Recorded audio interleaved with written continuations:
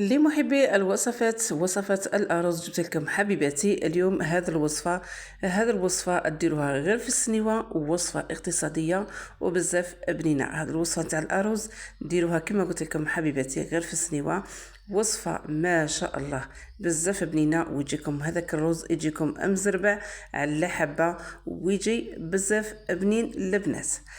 السلام عليكم، مرحبا بكم حبيباتي في وصفة جديدة من وصفاتي. إن شاء الله تكونوا كامل بخير وبصحة جيدة وانتم تشوفوا في هذا الفيديو. راح نبدأ بالصلاة والسلام على رسول الله عليه أفضل الصلاة والسلام. كما راكم تشوفوا البنات في هذا البول حطيت هذا الكميه نتاع الجنحين، يعني هذا الرز راح نديرو اليوم بالجنحين، وانتم لكم الاختيار. انا المهم راح نعطي لكم هذه الافكار وهذه الوصفه، وانتم كما حبيتوا ديروها. شوفوا البنات حطيت هذه الكميه نتاع الجنحين، وهنا راني انتبل فيها بالتوابل.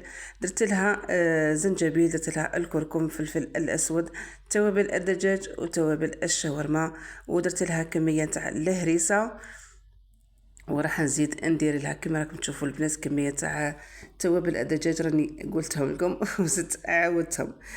المهم حبيباتي هنايا البنات زدت درت لها كميه مليحه نتاع الزيت، ودرت لها كميه نتاع المطارد، ورايحه نخلط كامل التوابل في هذوك الجنحين حتى كامل يعني يتخلطوا ويهزوا كامل هذوك التوابل كما راكم تشوفوا البنات. يعني هذا طريقه ديروها يعني قبل ما تطيبوا الجنحين تاعكم، يعني بوقت واحد الساعه ولا زوج سوايع، ولا حتى ديروها في الليل والغدوه الصباح يعني طبقوا النتيجه.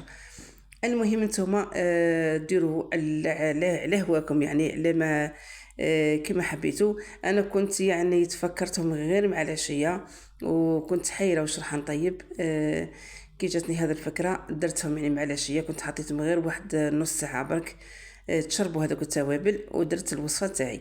هنايا البنات حطيت التوابل، عفوا حطيت الجنحين تاوعي بجهه، غطيتهم وخليتهم. وهنايا البنات في هذا البول جبت زوج كيسان نتاع الرز تاع البسمتي. كما راكم تشوفوا البنات غسلته بهذا الطريقه. هنايا غسلته 3 مرات، والمره الرابعه حتى صفيت عليه كامل هذاك الماء، يعني حتى يولي لكم الماء تاعو يقعد ابيض، يقعد يعني صافي، ويتنحلوا كامل هذاك النشا تاعو. راح نحطوه بجيه ونخليه في هذاك الماء تاعو يتشمخ. وهنايا البنات حطيت الكوكوطه تاعي، درت فيها كميه نتاع الزيت، وراح ندير فيها مغرفه نتاع المارغرين او اسمن، كل واحد والذوق نتاعو. ورايحه نحطها على النار حتى تسخن معنا هذيك الزيت وهذيك المارغرين الذوب. ورايحه نفرغ فيها هذوك الجنحين نتاوعي كما راكم تشوفوا. هنايا البنات راح نقلي كامل الجنحين نتاوعي، راح نقليهم مليح، نعطي لهم يعني حقهم في التقليه، ومن جهه يتشربوا هذوك التوابل. وشوفوا البنات هنا راح نقليها كما قلت لكم مليح مليح. رانا غير نقلب في هذوك الجنحين حتى يتقلاو معنا. من بعد ما يتقلاو معنا مليح، هنايا كنت رحيت يعني حبه تاع بصله تكون متوسطه، زدت ضفتها للخليط نتاعي، وضفت ثاني كميه مليحه تاع الملح، لانه انا ضفت في البدايه الملح في هذوك الجنحين بصح كان قليل يعني هذاك الملح. ضفت لها كميه تاع الملح، وضفت لها الزروديه اللي كنت قطعتها مكعبات صغيره.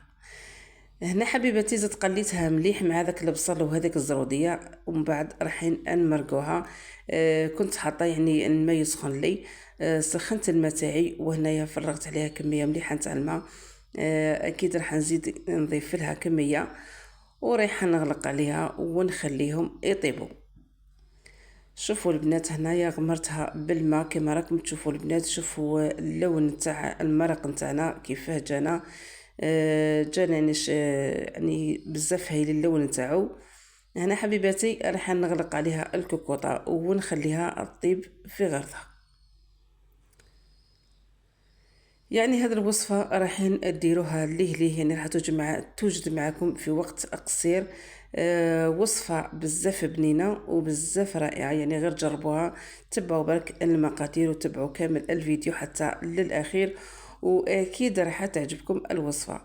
هنايا البنات صفيت هذيك الكميه نتاع الرز درتها في هذا السنيوه، انا خيرت ندير هذا السنيوه المدوره.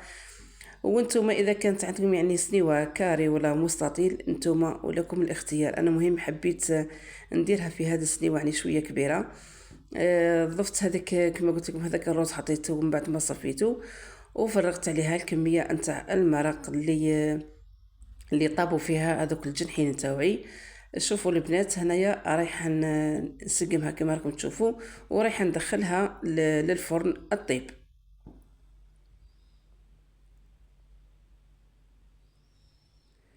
كما قلت لكم البنات الطريقه راهي سهله.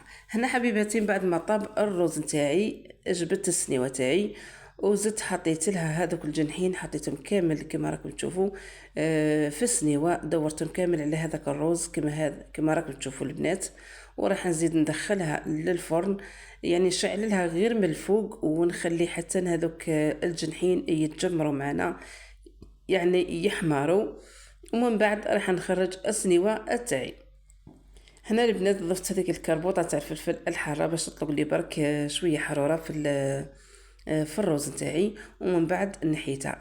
هذه هي النتيجة اللي تحصلت عليها بعد ما جبت السنيوة تاعي من الفرن. هنا زدت لها كإضافة رشة خفيفة نتاع الكزبر، وهذه هي السنيوة تاعي اللي درتها سنيوة تاع الأرز. شوفوا البنات الرز نتاعي كيفاه جا طايب، جا على حبة وجا بزاف بنين، وتلموا هذوك ثاني الجنحين تحمروا وجاو ما شاء الله.